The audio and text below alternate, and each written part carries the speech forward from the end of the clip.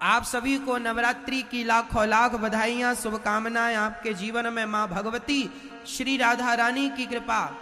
प्रथमम शैलपुत्री च द्वितीयम ब्रह्मचारिणी। आज पार्वती माता का दिन है।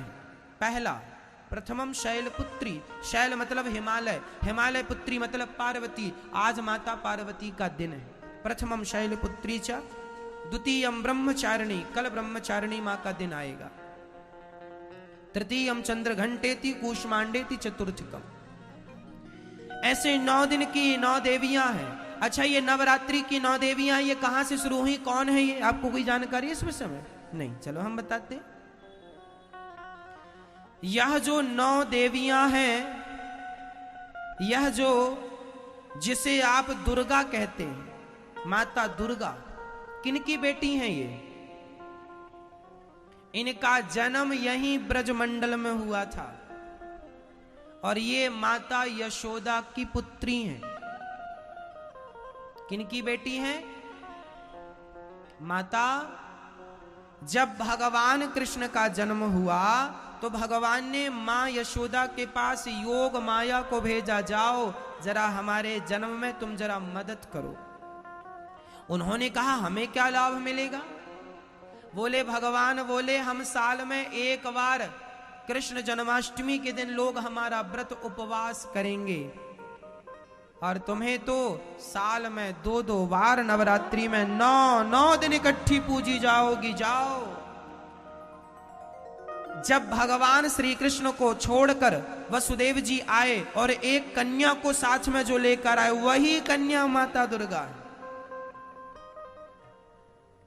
वही कन्या जिसे कंस ने पत्थर पर पटकना चाहा और वही कन्या हाथ से छूटकर अष्टभुजाधारी बनी और उन्होंने कहा तुझे मारने वाला तो यहीं कहीं पैदा हो गया है कंस। और उस दिन से आज तक वह देवी 9 देवियों के नाम से जानी पहचानी पूजी जा रही है। तो माता भगवती दुर्गा का जन्म स्थल भी ब्रजमंडल ही है। समझ में आ रही है बात? तो इसलिए हाँ,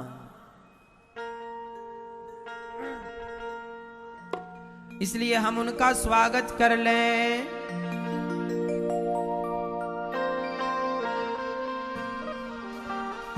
यह जो माता रानी है, यह अनेक नामों से जानी जाती हैं। इन्हें केला माता भी कहते हैं। जब माता सती अपना शरीर त्यागती हैं और वही माता सती का शरीर जलता हुआ भगवान शंकर लेकर गए तो 52 जगह पर माता जी के अंग गिरे तो 52 शक्ति पीठ हो गई, है ना। ज्वाला माता में माता जी की जिह्वा गिरी, आज तक हजारों साल हो गए वहां से अग्नि निकल रही है। हाँ, कामाख्या माता मंदिर में, कामाख्या ब्रह्मपुत्र नदी के तट पर गुवाहाटी में माता की योनि गिरी तो आज भी वहां माता की एक शक्ति पीठ है और आज भी साल में एक बार वहां से मां को रक्त निकलता है। आज भी वो माँ वहां पर रजस्वला होती हैं, रक्त निकलता है। ये हम नहीं कह रहे, साल में एक बार वह मंदिर बंद होता है और वहां कपड़े लगाए जाते हैं, वह लाल होता है और वहां बड़े बड़े वैज्ञानिकों ने आकर, बड़े बड़े न्यूज चैनलों ने जाकर उस रिपोर्ट को कवर भी किया, सब तक दिखाया। ये चमत्कार है। जैसे ज्वाला माता मंदिर में आज भी माँ की जिह्वा गिरी तो वहां अग्नि आज भी निकल रही है। मुगलों ने तो हमने सुना कि मुगलों ने एक नदी का मुंह ही कर दिया था उसकी तरफ और पानी, उस आग के ऊपर पानी गिरा दिया था उसे बुझाने के लिए, लेकिन पानी गिरने पर भी ज्वाला माता जी की वो ज्वाला, वो ज्योति बुझी नहीं। यह हमारे सनातन धर्म का प्रमाण है।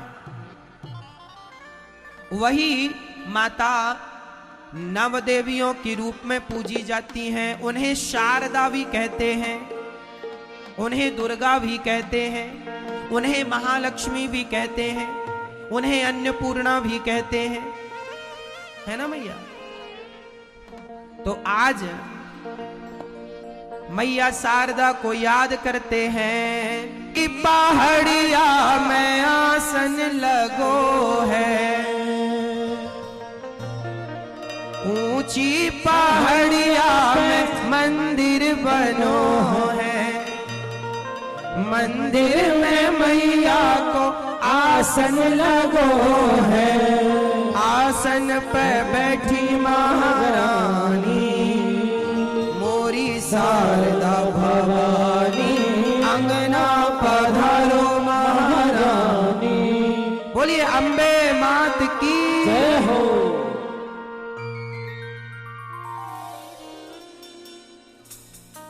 ये माँ भगवती का दिन है और हमें इन दिनों में शक्ति की उपासना करनी चाहिए। शक्ति की उपासना कहते हैं इन दिनों में आप अपने मंत्र का जाप करेंगे तो आपका मंत्र जल्दी सिद्ध हो जाएगा। ये जो नवरात्रि आती है ना मैया, इन नवरात्रियों का लाभ उठाया करो। कैसे लाभ उठाना है? अपने गुरु मंत्र का, गुरु जी ने जो मंत्र दिया है उस मंत्र का खूब जाप करो नवरात्रियों में। क्या होगा? आपका मंत्र जल्दी सिद्ध हो जाएगा।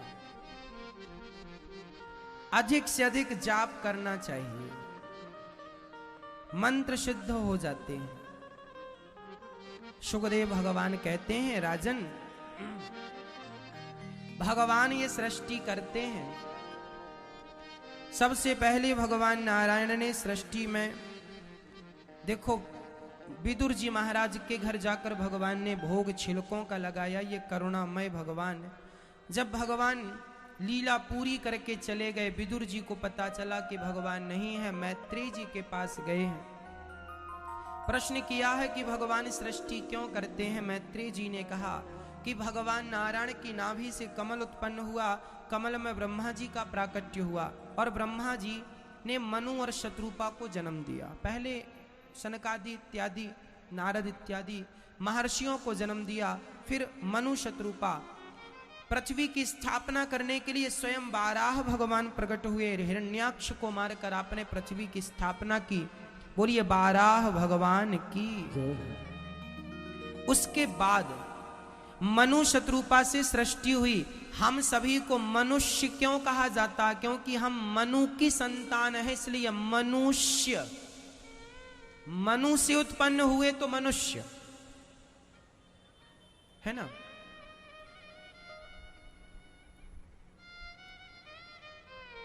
तो मनु की संतान है हम लोग। मनु जी की 3 बेटियां और 2 बेटे हुए। कोई आपसे पूछे कि आप किसकी संतान हैं, तो मनु की संतान है। हमारे पूर्वज जो हैं, सबसे पहले पूर्वज कौन है हमारे? मनु। मनु जी से 3 बेटियां और 2 बेटे हुए। आकुति, देवहूति, प्रसूति, प्रियव्रत, उत्तानपाद, ये 5। फिर इन मनु से ये 5 हुए, बेटी और बेटा। फिर इनसे जो बढ़ते गए बढ़ते गए बढ़ते गए, फिर उन्हीं के बच्चे आज हम सब हैं। आपका कोई गोत्र होता है ना? आपका गोत्र है कि नहीं? क्या गोत्र है आपका? आपका जो गोत्र है, आप उसी ऋषि की संतान है। किसी का शांडिल्य गोत्र है, हमारा शांडिल्य गोत्र है। किसी का भरद्वाज गोत्र है, किसी का कश्यप गोत्र है, किसी का वशिष्ठ गोत्र है, किसी का कुछ है, जिसका किसी का गर्ग गोत्र है। जिसका जो भी गोत्र है, आप उन ऋषि मुनियों की संतान हैं। हम साइंस में पढ़ाया जाता है कि हम बंदर की संतान हैं, गलत पढ़ाया जाता है। होंगे वो लोग बंदर की संतान, बंदर की संतान वो होंगे, तुम्हारे बाप दादे होंगे बंदर। हम भारत के लोग बंदरों की संतान नहीं है। हमारे बाप दादे सबके गोत्र होते थे, कोई ऋषि का नाम होता था, जिसका जो गोत्र है आप उन्हीं ऋषियों की संतान हैं। हम सब ऋषियों की संतान हैं, ऋषि मुनियों की संतान हैं। इसलिए हमारा गोत्र किसी ऋषि के नाम पर होता। हमारा गोत्र शांडिल्य है। शांडिल्य भगवान श्री कृष्ण के गुरु थे। किसी का गर्ग गोत्र है, किसी का कोई, आपका अपना अपना आपको पता होगा। क्या क्या गोत्र है आपका, बोलो। कश्यप। आपका क्या है? कश्यप। आपका क्या है? कश्यप। तो आपका कश्यप गोत्र है, तो आप कश्यप ऋषि की संतान है। आपका क्या गोत्र है? कश्यप। जो गोत्र है आपका, आप उनकी संतान है बस। कुल मिला के आप ऋषि मुनियों की संतान है, आप बंदरों की संतान नहीं है। इतिहास में पढ़ाया गया, बिल्कुल गलत पढ़ाया गया। वो बंदर ही थे, जो पढ़ाने वाले ऐसा, लिखने वाले ऐसा लिख गए उल्टा। चलो, मनु जी महाराज की 3 बेटियां, आकुति का विवाह रुचि प्रजापति से, देवहूति का विवाह करदम जी। ये करदम जी कौन? ये ब्रह्मा के पुत्र, ब्रह्मा जी के पुत्र करदम जी। आकुति का विवाह रुचि प्रजापति से हुआ, जिनके यहां यज्ञ भगवान हुए। माता देवहूति का विवाह करदम जी से हुआ, जिनके यहां कपिल भगवान हुए। करदम जी की 9 बेटियां हुई। अधिकाधिक हम सब इन 9 की संतानें हैं। करदम जी की 9 बेटियां हुई। कौन कौन? अनुसुईया, कला, श्रद्धा, हविर्भू, गति, क्रिया। ऐसे 9 बेटियों का ब्रह्मा जी के 9 पुत्रों से विवाह संपन्न हुआ। फिर उनकी संतान बढ़ता गया और आज इतनी जनसंख्या 135 करोड़ भारतीय है। एक दिन माता देवहूति अपने पति करदम जी से कहती हैं कि आपने बेटियों को हमें दे दिया, बेटियों के विवाह करके घर भी बसा दिया, अब हमारे को एक पुत्र की कामना है। करदम जी ने कहा ठीक है। करदम जी के द्वारा माता देवहूति के गर्भ से एक सुंदर पुत्र की प्राप्ति हुई। स्वयं भगवान ही कपिल रूप में प्रकट हो गए और वह कपिल भगवान ने अपनी मां देवहूति को सांख्य शास्त्र का उपदेश करने के लिए वह अवतार लेकर आए। मैया जी, अच्छा करदम जी जाने लगे वापस। पत्नी ने कहा कहां जा रहे हैं? बोले देखो बेटी हो गई, बेटा हो गया, हमारी जिम्मेदारी पूरी हुई गृहस्थ की, अब हमें आज्ञा दो, हम भजन करने जाएं। मैया, जब आपकी जिम्मेदारी पूरी हो जाए तो आप वो जिम्मेदारी पूरी करके जो बची जिम्मेदारी है उसे भी पूरा कर लेना। क्या जिम्मेदारी बची है हमारी? देखो मैया, बेटी का विवाह कर देना। जब तक आपकी बेटियों का विवाह नहीं हुआ, जब तक आपके बेटों का विवाह नहीं हुआ, तब तक आपकी पूरी जिम्मेदारी है कि आप गृहस्थ में रहें और अपनी इस जिम्मेदारी को पूरी करें। आपने अपनी बेटियों का विवाह कर दिया, आपने अपने बेटों का विवाह कर दिया, दोनों अपने अपने घर में सुखी हो गए। अब आप जिम्मेदारी से मुक्त हो गए कि नहीं? मैया, हो गई ना? अब तुम दोनों पति पत्नी आजाद हो गए हो जिम्मेदारियों से। अब दोनों पति पत्नी अब क्या करो? अब बेटा बेटी को अपना काम करने दो, अपनी गृहस्थी उन्हें बसाने दो, बढ़ाने दो। अब तुम दोनों अब ज्यादा से ज्यादा मन भगवान में लगाओ। यही गृहस्थी की सार्थकता। लेकिन गृहस्थ आदमी एक बार ना गृहस्थ में उलझ जाता है तो पहले बेटों का विवाह करता है, फिर नाती पोतों के विवाह का सपना देखने लगता। अब विवाह होगा, बहू आएगी, तुम्हें क्या करना? बहू आएगी, तुम्हें क्या करना है? बेटों का घर ठीक कर दिया ना तुमने, बसा दिया, लड़का लड़की ढूंढ के दे दी, आप बच्चे कमाने खाने लग गए हैं, तुमने पैसे भी दे दिए, चलो कमाओ खाओ। अब तो मन हटा लो संसार से धीरे धीरे तुम। हम देखते हैं संसार में बूढ़े बूढ़े लोग भी चिपके पड़े हैं संसार से, जिनके बाल पक गए हैं, दांत पूरे गिर गए हैं, वो भी बूढ़ी बूढ़ी डोकरियां। महाराज हाथ हिल रहा है, खोपड़ी हिल रही है, महाराज बहू सुनती नहीं है। कौन सी बहू? तुम्हारी बहू तो खुद सास बन गई है। इतना समय हो गया, देखो मैया, बुढ़ापा आपको सुखमय गुजारना है तो मेरे पास एक उपाय है। बुढ़ापा सुखमय गुजारना, किस किस को बुढ़ापा सुखमय गुजारना है? हाथ उठाओ। सबको गुजारना? तो मेरा एक उपाय सुन लेना, बहुत काम आएगा। बुढ़ापे में तुम अपनी बहू और अपने बेटे से ज्यादा कुछ बोला ना करो। सलाह तुमने दे तो दी, साल भर से सलाह दे रही हो, बहू सुन कहां रही है, बेटा सुन कहां रहा है, इसलिए सलाह वलाह देना छोड़ दो। अब तो बेटा बहू जैसे बढ़िया रोटी देते जाएं, प्यार से खाते जाना। और सुनो, बुढ़ापे का एक फंडा और बता दूं, खुश रहने का सिद्धांत, अपनी बहू की जरा तारीफ करती रहा करो। बहुत अच्छी बहू है मेरी, मन में कह दिया करो, सुनती बिल्कुल नहीं है। और सब कहा करो, बहुत अच्छी बहू है मेरी, बिल्कुल सीता है। हाँ, खूब तारीफ किया करो। लेकिन आप उल्टा करती हो, बुढ़ापे में पड़ोसन के घर बैठ के रोती हो, महाराज बहन हमारी बहू बिल्कुल डुबा दिया उसने, घर को तबाह कर दिया, बर्बाद कर दिया, तोड़ दिया। जब आप पड़ोसन के घर बैठ के बहू की बुराई करती हो और आप जब आती हो, तब वो पड़ोसन आपकी बहू से कहती है, सुन तेरी सास आई थी, तेरी बड़ी बुराई कर रही थी। फिर तुम्हारी बहू कहेगी, अच्छा बुढ़िया खाती भी और बुराई भी करती है, तो जो खाना पीना था वो भी बंद कर देगी, लिखा। तुम्हारा बुढ़ापा बहुत दुखद हो जाएगा। इसलिए बहू की बिल्कुल बुराई ना करना। अब तो बेचारी वही बना बना के दे रही है बहू, तो जिससे खा रही हो कम से कम उसकी तो बुराई ना करो। बहू की बुराइयां छोड़ दो, जितनी सासें हैं बिल्कुल बुराई ना किया करो। और पड़ोसन के घर जाके कहा करो तो अच्छा ही कहा, मेरी बहू बहुत अच्छी है, ताकि पड़ोसन बताएगी कि तेरी सास आई थी, कह रही थी बहुत अच्छी है, तो उसे शर्म आएगी बहू को कि मैं तो बहुत बुरा व्यवहार करती हूं और ये तो देखो मेरी तारीफ कर रही हैं। देखो मैया, अब बची हुई जिंदगी भगवान के नाम समर्पित कर दो। बहू को सुधरना होता तो साल भर से तुम समझा ही रही थी, सुधर जाती। अब वो सुधरने का समय गया, अब तुम अपनी सुधार लो, अपना बुढ़ापा सुधार लो, बस इसी में हम सबकी भलाई है। अब कुछ नहीं होने वाला, जो होना है वो होके रहेगा बस।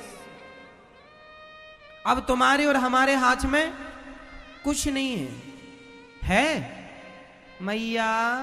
इसलिए बहू जितना दे, जैसा दे, प्यार से भगवान को भोग लगा कर खाओ और कथा सुनो। हम रोज 2:30 बजे कथा सुनाने आएंगे आपकी टीवी पर, आप रोज टीवी ऑन कर लो, कथा सुनो, खूब नाम जपो, खूब कीर्तन करो, भगवान का नाम लेती लेती मर जाना। अपना बहू फिर जो करना है करेगी, तुम अपना सुधारो बस।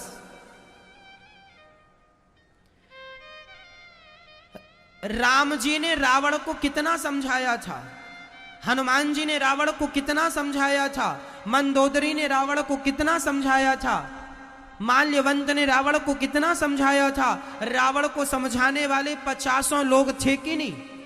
अंगद जी ने समझाया, हनुमान जी ने समझाया, खुद राम जी ने समझाया, माता सीता ने समझाया, सबने समझाया। क्या रावण समझा? जब विनाश का समय होता है ना मैया, तो भगवान समझाए तो समझ में नहीं आता, फिर तुम्हारी बहू की समझ में कैसे आएगा? इसलिए तुम उसे क्या समझाती हो, खुद समझ करके अपने आप को भगवान से जोड़ दो। अब उन्हें समय समझाएगा, तुम क्या समझाओगी? वो समझा तो रही हो, कितना समझ गए?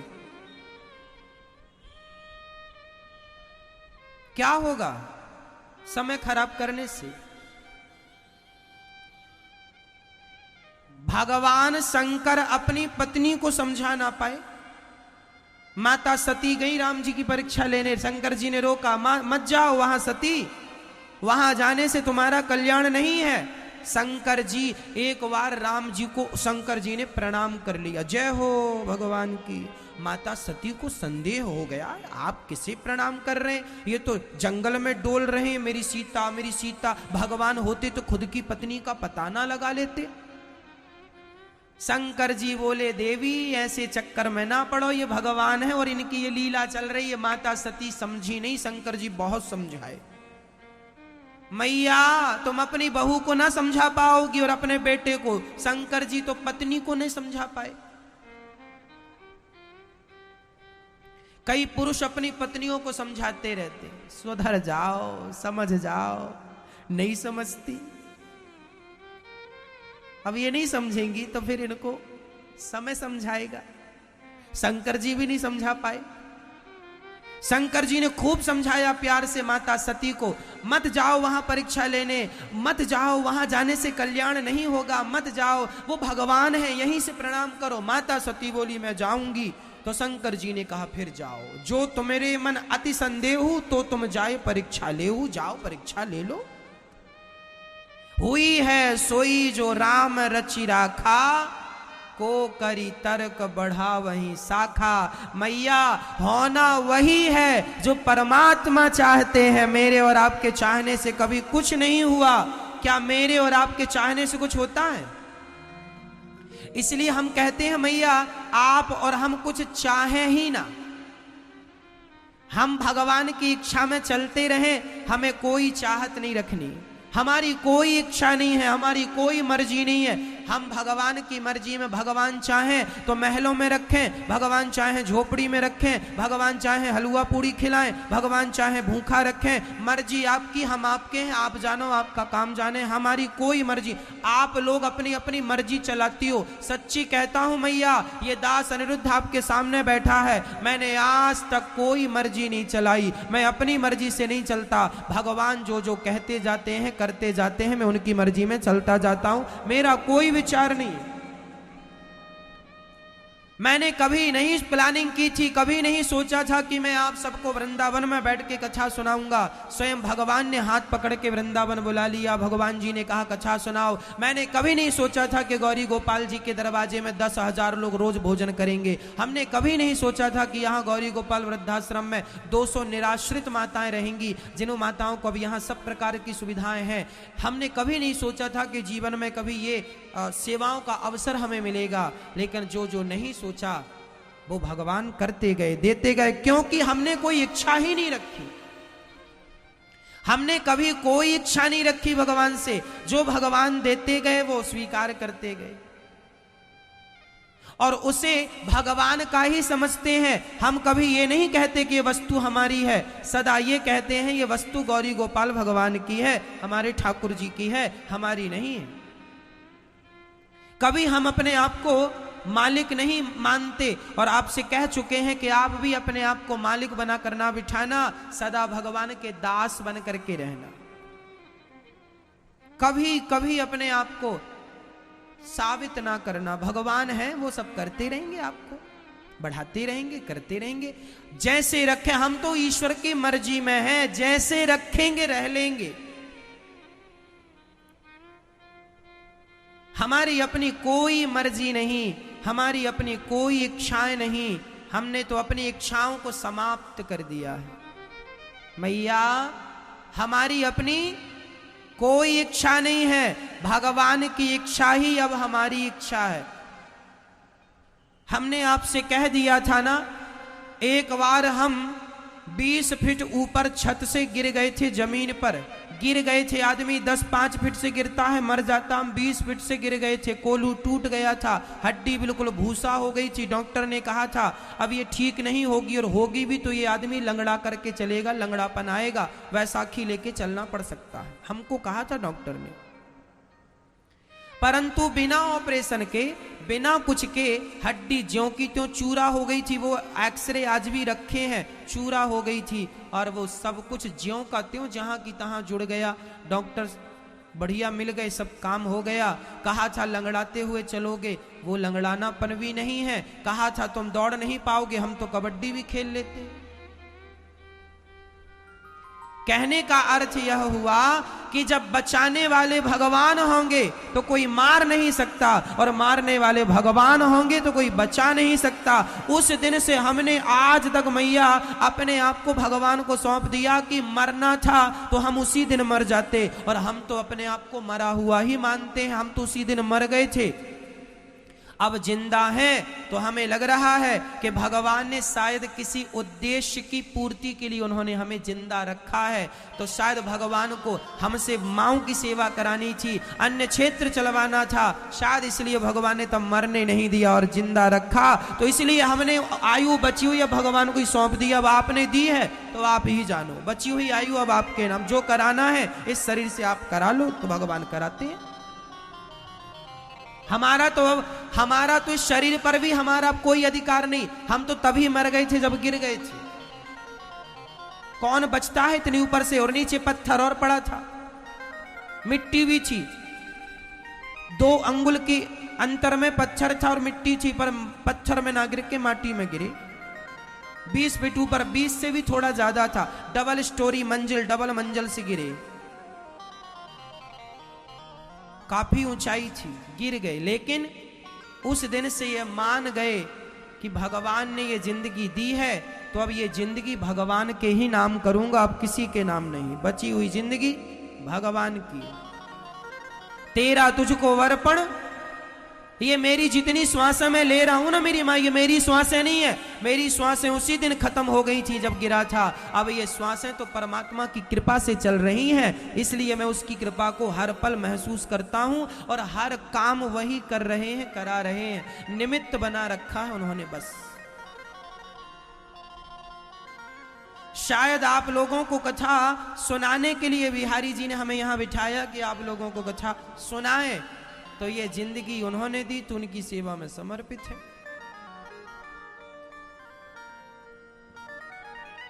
श्री माता देवहूति करदम जी महाराज वहां से निकल गए और भगवान का ध्यान करने लग गए। क्या जमाने की रिश्तेदारी हम निभाएं, क्या रखा है, कोई फायदा नहीं, केवल भगवान से नाता जोड़ लो, काम बन जाएगा, है ना।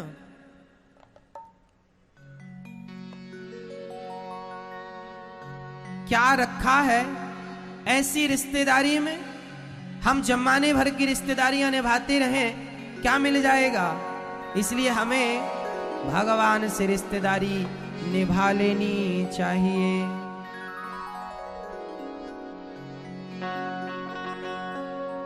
क्या रखा है ऐसी रिश्तेदारी में? आप सारी जिंदगी अच्छा करोगे अपने रिश्तेदारों के लिए, परिवार के लिए, और जरा एक गलती हो गई, वो लोग सब भूल जाएंगे कि आपने कोई अच्छा भी काम किया था। इसलिए मैया, आपके कितने रिश्तेदार हैं? कितने? आपके कितने मैया?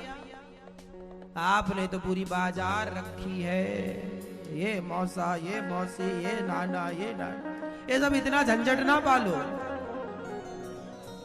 क्या रखा है ऐसी रिश्तेदारी में? हमें रख लेना मेरे श्याम तेरी दरबारी। क्या रखा है ऐसी रिश्तेदारी में? हमें रख लेना मेरे श्याम तेरी दरबारी में। इसलिए हम कहते हैं ज्यादा रिश्तेदारी बढ़ाने से बिल्कुल फायदा नहीं है। रिश्तेदारी बनानी ही है तो भगवान से बनाओ, अपना बनाना तो भगवान से। संबंध भगवान से हो, भगवान ही मेरे तो गिरधर गोपाल दूसरों ना, भगवान ही हमारे हैं, कोई हमारा नहीं है। कहने की बातें हैं कि हम आपके हैं, आप हमारे हैं। इसलिए हमारे रिश्तेदार कितने? हमारे रिश्तेदार कितने? हमारे दो ही रिश्तेदार, हमारे दो ही रिश्तेदार, एक हमारी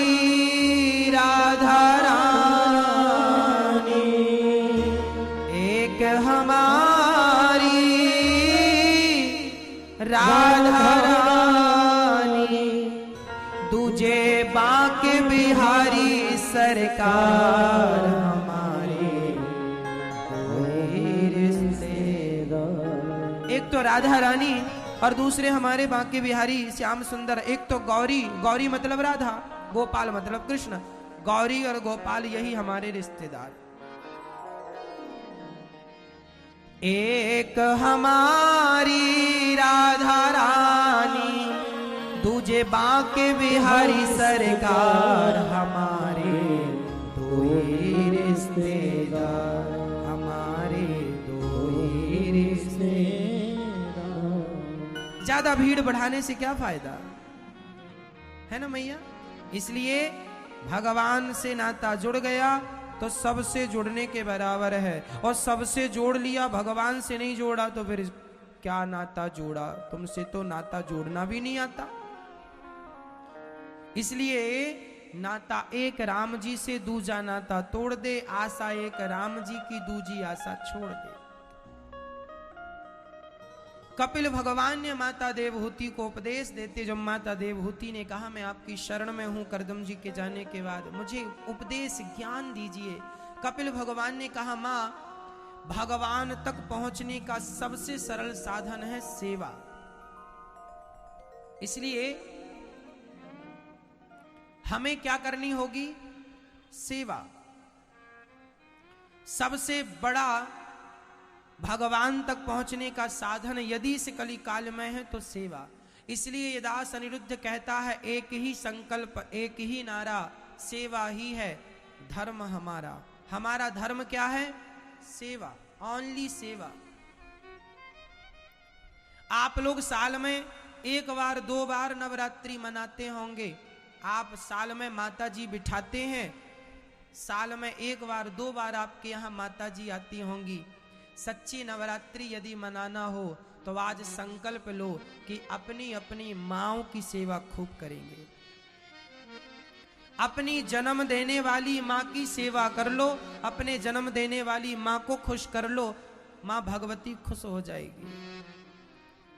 यही ते अधिक धर्म नहीं दूजा। मैया ये रामचरितमानस की चौपाई आज आप बोलेंगी, और ये चौपाई भगवान राम कह रहे हैं माता सीता के लिए। सुनो और मेरे साथ दोहराओ, बोलो यही ते अधिक धर्म नहीं दूजा,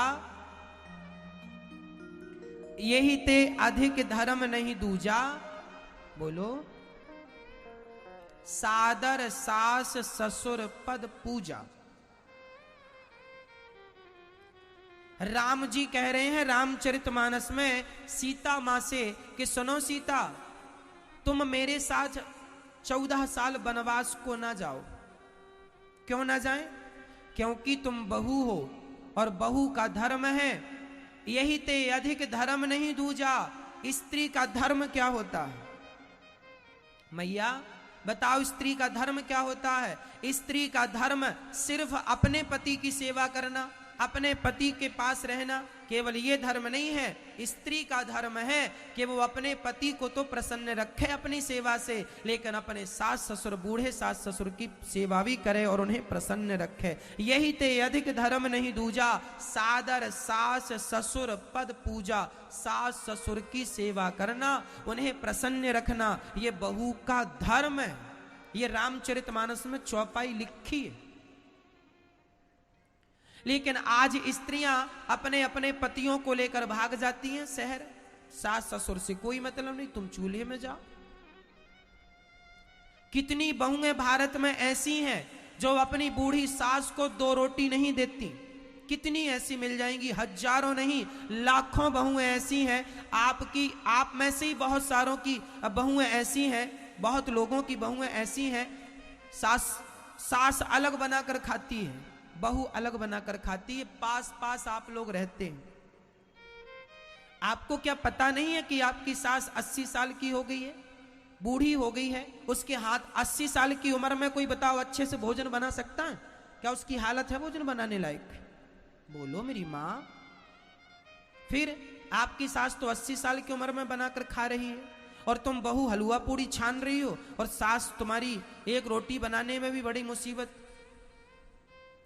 आज के कुछ वर्षों पहले एक माँ ने मुझे फोन लगाया और कहा बेटा जरा मेरे घर आ जाओ। मैं माँ के घर चला गया।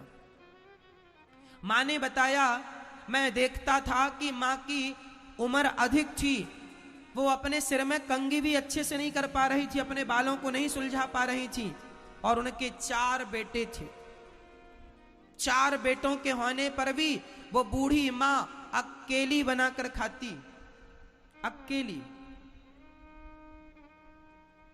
4 बेटे हैं, 4 बहुएं हैं, और चारों के अपने बच्चे हैं बड़े बड़े, और उन बच्चों का भी अब विवाह हो गया, और इनकी 4 बेटों की मां अकेली बनाकर खाती है।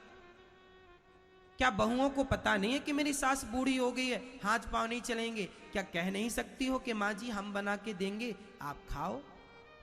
जरा प्यार देखो, सास तुम्हारी रोटियों की भूखी नहीं है, रोटी तो जमाने में मिल जाती है, जरा प्यार से सम्मान से दिया करो। यदि रोटियां तुमने दी भी और कुत्तों की तरह दे दी, ले बुढ़िया खा ले, तो ऐसी रोटियों को ही खाएगा? इससे अच्छा तो से लगेगा भीख मांग कर खा लूं, पर ऐसे ताने भरी रोटियां तो किसी को नहीं पचेंगी, हमें नहीं पचेंगी, तुम्हें नहीं पचेंगी। इसलिए मैया, मेरी मां, मेरी बहन, हाथ जोड़ के कहता हूं, अपनी सास की खूब सेवा करना बुढ़ापे में। कल को तुम बूढ़ी हो गई तो तुम्हें कौन देखेगा? क्योंकि ईश्वर के घर तो जैसा बोया जाता है वैसे ही फसल आती है।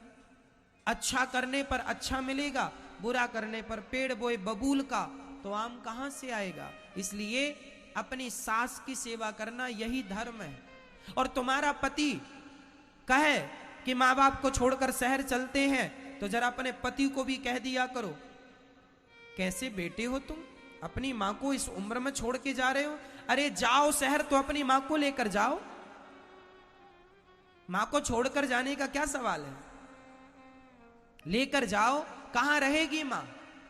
माँ के साथ हमें रहना है जीवन भर। जो बेटा सदा अपनी माँ के साथ रहता है उसके साथ भगवान रहते हैं भक्तों। जो अपनी माँ को छोड़ देता है तो भगवान कभी ऐसे आदमी को पकड़ेंगे, तू अपनी माँ का सगा ना हुआ? आप लोगों ने दुर्गा जी बिठा रखे हैं, माता जी। आज देखो ना, खुद की माँ भूखी प्यासी मर रही है और बेटे ने माता जी घर में बिठा रखी है, जय माता दी, जय माता दी, जय माता। खुद की मम्मी मर रही है भूख से और माता जी को लड्डू का भोग लगा रहा है। तो बताओ, क्या इनकी नवरात्रि में ये दुर्गा जी बिठाना, माता जी बिठाना सफल होगा? आप अपनी बुद्धि से बताओ। खुद की माँ की सेवा नहीं हो रही है और माता जी इन्होंने घर में बिठा रखी। एक माँ के 4 बेटे थे, 4 बेटों ने सेवा नहीं की। उस माँ ने कहा, बेटा अनिरुद्ध आप सेवा करो हमारी। हमने कहा कोई बात नहीं मैया, आपके 4 बेटों से अब 1 रोटी की उम्मीद नहीं है, तो चलो। आज भी वो माँ गौरी गोपाल वृद्धाश्रम में रह रही हैं। 4 बेटों के होने पर भी ये दास उनकी सेवा कर रहा। वो चारों अपनी माँ को पूछते तक नहीं है कि माँ खाया कि नहीं, जिंदा होके मर गई।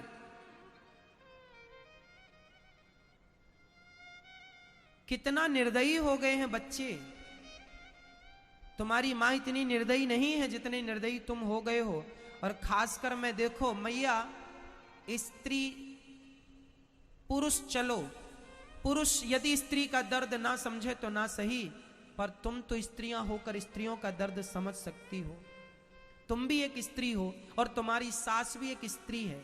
यदि तुम स्त्रियों का दर्द नहीं समझोगी, उनकी पीड़ा नहीं समझोगी, तो फिर बताओ दर्द कौन समझेगा?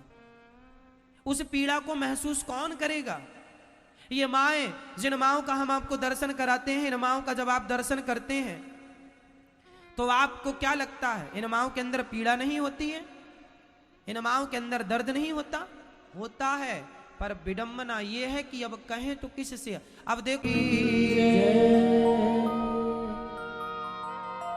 कपिल भगवान के दिव्य उपदेश से माता देवहूति सिद्धा नाम की नदी बनकर बह गई। कपिल देव जी ने आचमन किया, सीधे गंगा सागर गए। मनु जी की तीसरी बेटी प्रसूति का विवाह दक्ष से हुआ। दक्ष की छोटी बेटी सती, जिनका विवाह शंकर जी से हुआ। और भगवान शिव की आज्ञा के बिना वहां गई पिता के यज्ञ में और जलकर भस्म हुई। माता पार्वती के रूप में उनका जन्म हुआ और उन्होंने भगवान शिव को पति रूप में प्राप्त किया। ये मनु जी की 3 बेटियां, मनु जी के 2 बेटे प्रियव्रत, उत्तानपाद। उत्तानपाद की 2 पत्नियां सुनीति और सुरुचि। सुनीति के पुत्र हुए हैं ध्रुव। एक दिन ध्रुव जी अपने पिता की गोद में बैठने गए, पास में खड़ी सौतेली मां ने हाथ पकड़कर नीचे गिरा दिया। पुत्र, तुम इस गोद में बैठने के अधिकारी नहीं हो, जाओ पहले तप करो। तपसाराध्य पुरुषम तस्यैवानुग्रहेण मे गर्भे त्वं साधयात्मानं यदीच्छसि नृपासनम्।